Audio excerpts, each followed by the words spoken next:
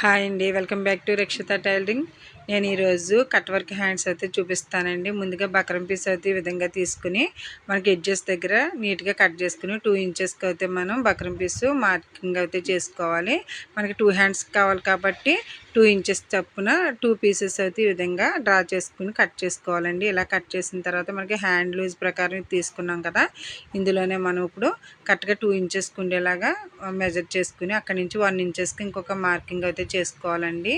ఇలాగా మనకి 2 ఇంచెస్ పీస్కి కరెక్ట్గా ఉంచుకుని అందులో 1 ఇంచ్కి మార్కింగ్ చేసుకున్న తర్వాత ఒక బాక్స్ మూత లాంటిది ఒకటి తీసుకుని ఈ విధంగా అయితే మనం కర్వ్ షేప్ అయితే డ్రా చేయాలండి. ఇలా కర్వ్ షేప్ డ్రా చేసిన తర్వాత మనం దీన్ని ఈ విధంగా కటింగ్ అయితే చేసుకోవాలి. కర్వ్స్ వచ్చేలా కట్ చేసుకుని దీన్ని మనకి హ్యాండ్కి లైనింగ్కి ఎలా స్టిచ్ చేయాలనేది ముందుగా నేను చూపిస్తాను. దీన్ని లైనింగ్ పీస్కి అయితే మనం జాయింట్ చేయాలండి.